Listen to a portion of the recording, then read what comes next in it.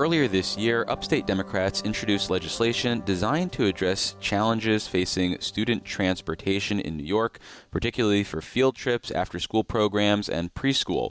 The proposal would address contracts between different school districts while also providing an easier pathway to alternative transportation options for students other than the traditional yellow school bus.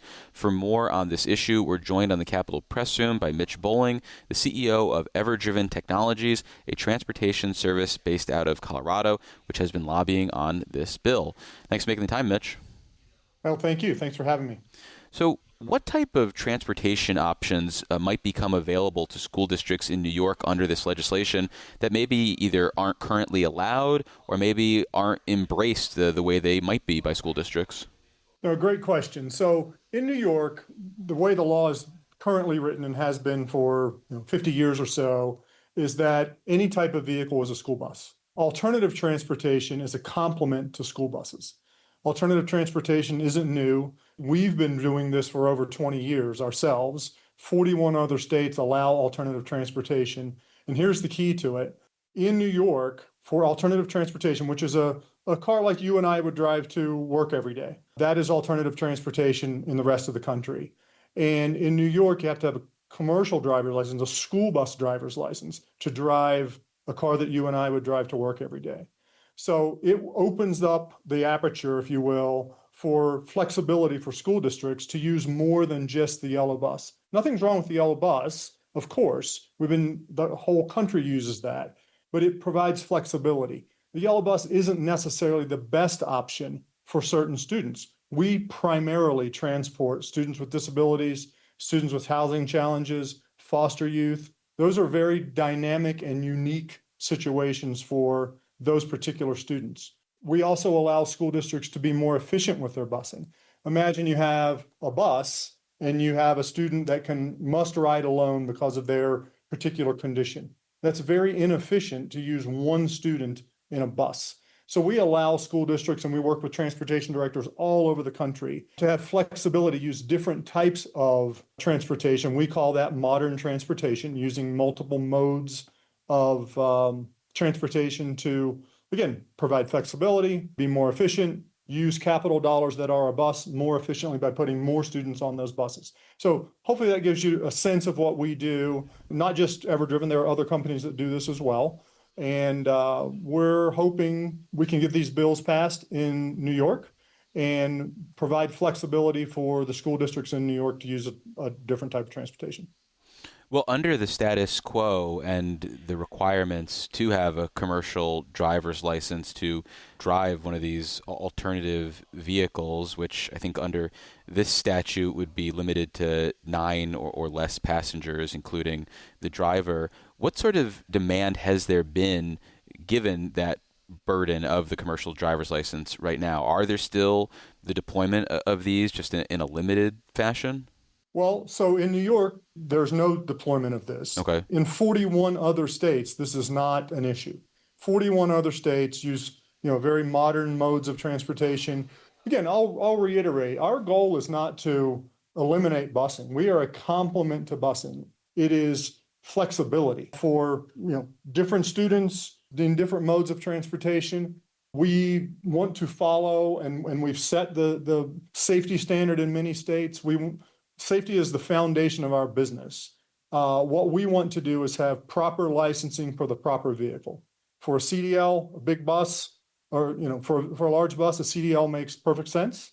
For a small vehicle, again, like we all drive every day, there's already licensing for that. Drivers have a license appropriate for the vehicle. We want to disconnect, if you will, this notion that is in New York where every vehicle is a school bus, therefore every driver of every vehicle has to have a commercial driver's license. And coming back to the role that you think these alternative modes of transportation could play, do you view these as a alternative to school buses when it comes to actually getting kids to and from school? Or do you think this is primarily for those school-related pupil transportation needs, like field trips, like after-school programs, like something like childcare, which is becoming a bigger thing for districts to get involved with? No, that's a great clarifying question. Primarily, what we do is getting kids to and from school.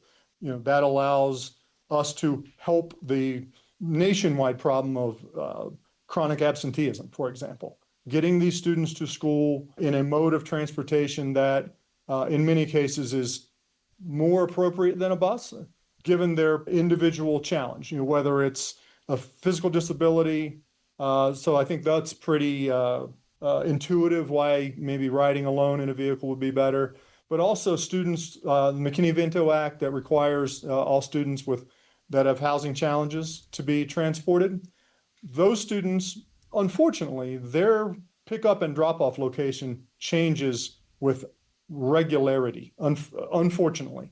That is very hard to manipulate and react to on a school bus. That's why a very big use across the country of alternative transportation is for these types of students I'm talking about, because we are built to be very nimble because we're transporting 1, 2, 3 students in a vehicle. And when there's a dress change, which can happen daily for some of these students, it's very easy for us to make that change. Again, it gives school districts a lot of flexibility to use large buses efficiently by filling them with many students versus using them for onesie-twosies. Well, before we move on, let me reintroduce you. For listeners just joining us, this is WCNY's The Capitol Press Room, and I'm David Lombardo, and we're speaking with Mitch Bowling, the CEO of EverDriven Technologies. So ultimately, is this a cheaper option from your perspective than the deployment of school buses, or is it just a better fit for certain students and might still have the same costs to a school district?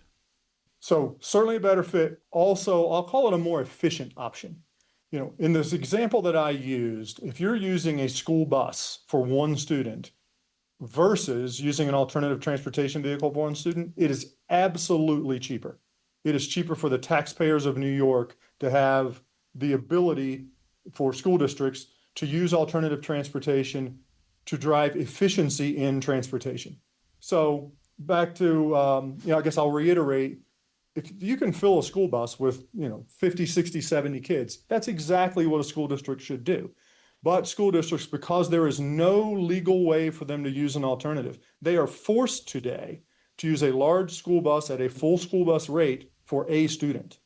That's inefficient. So in those terms, yes, it is cheaper and would ultimately be cheaper for taxpayers to have the flexibility to use alternative transportation vehicles where appropriate. And in terms of the drivers, because right now school districts have a challenge of recruiting and retaining school bus drivers, in part because of the commercial driver's license requirements. Where are you going to get your drivers from? And should school districts be concerned at all that you're going to poach some of their drivers, for example? No, they shouldn't be concerned at all. That's a great question. Not at all. Again, our goal here isn't to impact school bus transportation in any way, just giving a more flexible situation for school districts. But the drivers that are used for alternative transportation are vetted, meaning background checked, sex offender registry, child abuse registry, ongoing background checks. All those safety standards stay in place that school bus drivers have to have.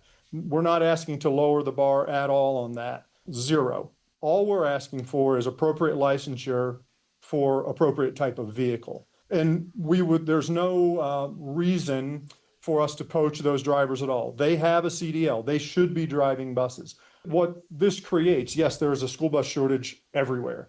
What it creates is a much broader driver pool, because there are thousands and thousands of drivers that can drive, again, the vehicle that you and I would drive every day with the proper licensure for that. It opens up the spectrum considerably for the number of drivers that would be available to transport students in the appropriate vehicle.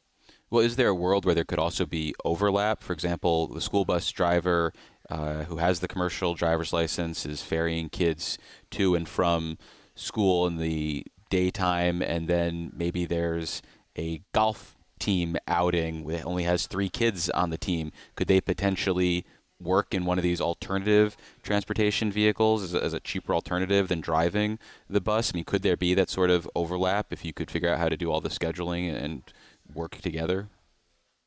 There could certainly be overlap. There are school districts that we serve across the country that, yeah, buses move kids back and forth for the normal school day.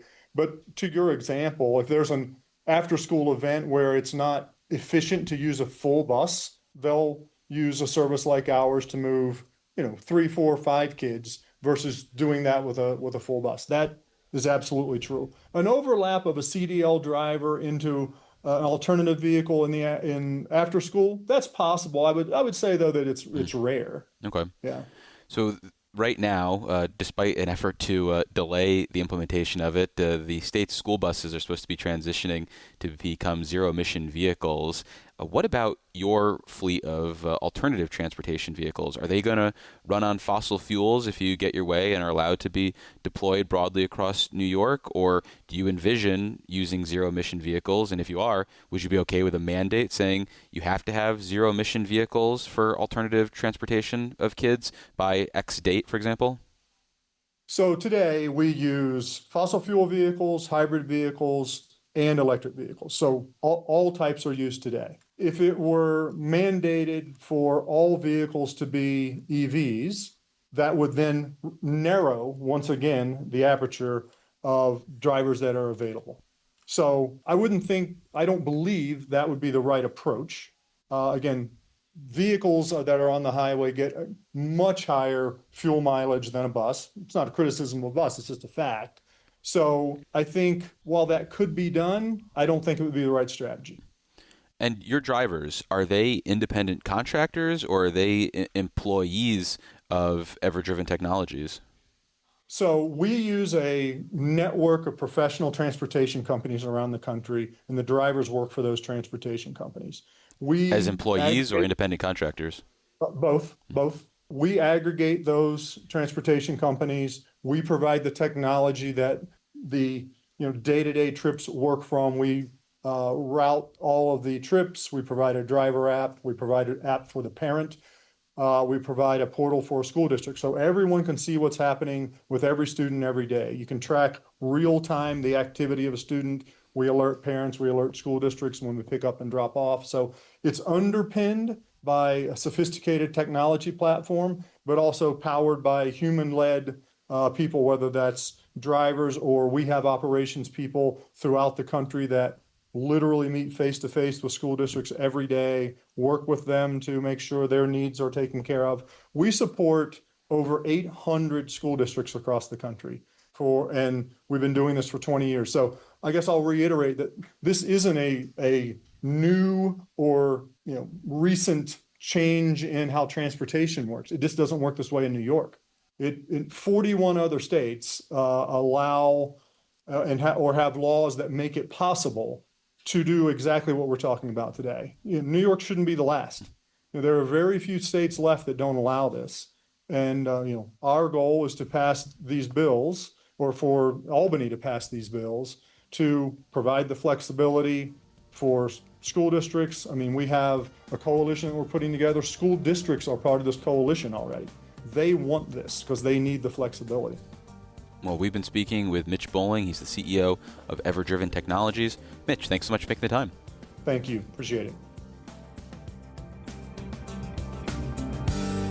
Support for the Capitol Press Room comes from O'Donnell and Associates, a public affairs firm providing strategic guidance to businesses and nonprofits on navigating policy and regulatory issues.